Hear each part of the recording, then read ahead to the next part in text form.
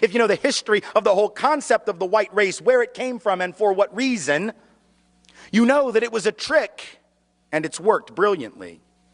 See, prior to the mid to late 1600s in the colonies of what would become the United States, there was no such thing as the white race. Those of us of European descent did not refer to ourselves by that term really ever before then. In fact, in the old countries of Europe, we had spent most of our time killing each other.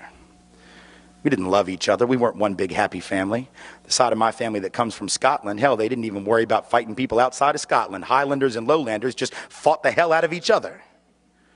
So there was no white race, but in the colonies of what would become the United States, what did we see in the 1660s, 1670s? We began to see that Africans of indentured servant status, many of them not enslaved yet, they were not necessarily permanently enslaved. Some were, others were indentured like many poor Europeans for periods of 7 to 11 years.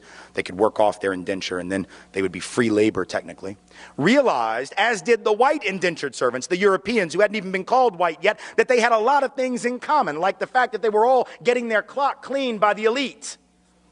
And so they would get together more than our history books taught us, to foment rebellion against the elite, to try to get a better deal for themselves on the basis of economic necessity and economic justice. And what did the elite do? When you see that you're outnumbered by black and white folks who are penniless, landless, peasants, you have to do one of two things. You either have to kill them all, but you can't do that because who's going to work? Rich folks weren't going to. They had to get poor people to work.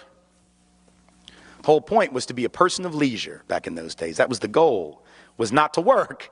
So you couldn't kill them all. You didn't want to kill them all. You had to do the work yourself. You had to build your own levee, build your own house.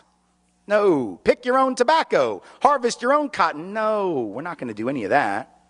So you can't kill them, but you can co-opt them. And so the elite in Virginia, for example, in the colony, begins to give certain carrots to people of European descent, saying things like, you know, we're going to let you own a little land. Not much, but just a little. And we're going to get rid of indentured servitude. Now you're free labor. And by the way, once you're free labor, you get 50 acres of land just because you're free labor, see? So we're going to cut you in on this deal. We're going to let you enter into contracts. We're going to let you testify in court. And here's the best of all. We're going to put you on the slave patrol to keep those people in line, right? The idea was you're still going to get your clock clean. We still don't like you. We still aren't going to really empower you or change your economic subordination, but we're going to make you honorary members of this team, and you're going to help us keep those other people down. And so they got a little taste of power, and it did effectively divide and conquer those coalitions. Those rebellions began to stop almost instantly. Fast forward to the Civil War era, you have rich white folks in the South, where I come from, standing up and openly admitting that the reason they're prepared to secede from the Union, and the only reason they ever articulated publicly, ever, was to maintain and extend slavery and white supremacy not only where it already existed, but into the newly acquired, that is to say, stolen territories from Mexico to the west. That was what they said. Now we lie about it. We say it wasn't about slavery, that it was about states' rights. Yes, the right of the states to keep and maintain slaves, exactly. But back then they had no shame, so they didn't try and cover it up. They openly said it, but once again, the rich didn't want to go do the work. Are you kidding? No. They're going to get poor people to go fight for them. And the poor folks didn't even own slaves. Now think, how do you get poor people who don't even own the shirt on their back, let alone slaves, to go fight to keep your slaves for you? You've got to convince them that their skin is more important than their economic interest. Because think about it, if I am a farmer who has to charge you $1 a day or $2 a week to work on your farm and harvest that tobacco or pick that cotton, but you can get a black person to do it for free because you own them, who's going to get the job? Not me. In other words, slavery actually undermined the wages and the wage base, the economic floor of the typical white working class or low-income person. But they were told, if these people are freed, they're going to take your job. No, fool, they got your job. That's the point. And so at some level, again, working class white people being harmed by white privilege, relatively being advantaged, right? Being given a leg up, being given a membership to the club, but in absolute terms being kept economically subordinated by the very thing that gave them a sense of superiority. How's that for irony? Then in the present era, this hasn't stopped. This is not ancient history.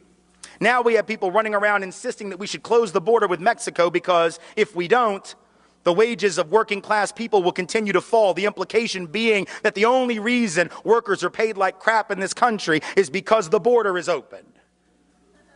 But if you believe that, you would actually have to believe that if that border were closed, that all these owners of capital and industry would just say, oh, well, you figured us out. Here, it's a raise.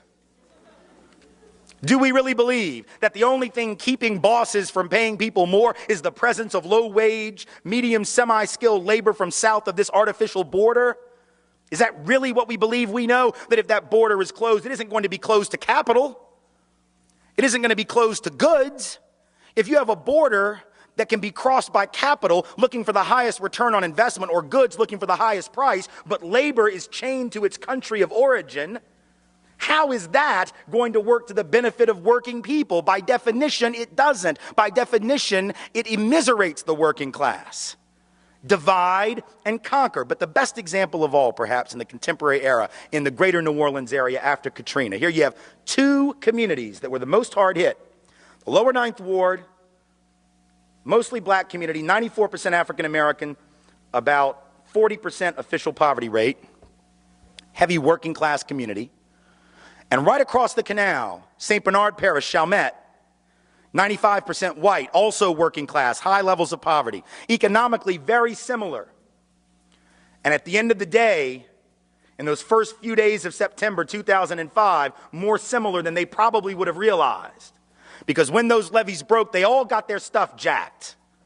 They all got their stuff destroyed. But if you had asked white folks in Chalmette, and I've done it, who was the cause of the problems in the greater New Orleans area prior to that flooding, they would have pointed across that canal at those black folks, wouldn't have called them black folks, and would have said, there, that's the problem. 70% of the white folks in St. Bernard Parish voted for David Duke, white supremacist, neo-Nazi, former head of the largest Ku Klux Klan group in the United States when he ran for governor in 1991. 7 out of 10 gladly voted for him because he was blaming black folks for all of their problems, and they bought it. What's the irony?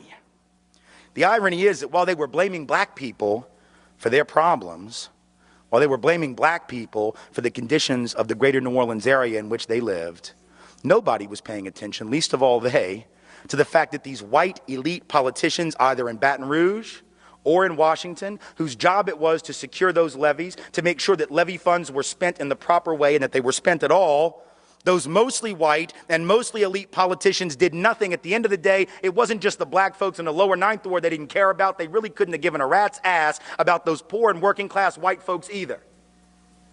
And yet, when the people of Chalmette, people of St. Bernard Parish got back into session, first time they had a city council meeting, parish council meeting after the flooding, the lights aren't even on yet. The water isn't even hooked up. And the first order of business was to pass an ordinance saying that you couldn't rent property in St. Bernard Parish to anyone who wasn't a blood relative. Now, I'll leave it to your imagination as to why you'd want to pass a law. That law had never existed before. But now that it's been emptied out and you don't know who might come back, that's a damn good way to keep black people out, isn't it? Because if you're 95% white to begin with, if you pass an ordinance that says that, that's a great, you can't say no blacks need apply. You can't say no blacks allowed, but that was an ingenious way to get around the law. Now, they got caught. There was a lawsuit threatened and they got rid of the ordinance. But my point in bringing it up is to say, once again, divide and conquer is working. These white folks in Chalmette need to march across that canal and join hands with the black folks who've been sitting there more than willing to work with them for an awful long time and march on Baton Rouge and march on D.C. and march on the Corps of Engineers and recognize their commonality of interest. But the whiteness and the lure of whiteness has tricked these have nothing in their bank account white people into believing that they got more in common with the rich white folks on St. Charles Avenue that didn't lose anything in that flooding. Please join my Telegram group by going to the description box. Click on the Telegram link. It will take you to the platform. Join us for us to discuss about the well-being of Africa and Africans in diaspora. If today is your first time coming to this channel, then don't forget to subscribe to this channel and turn on the notification button so that anytime I upload any great content, you will be notified. I'm always your guy, De-Graft Amoako. Thanks for watching.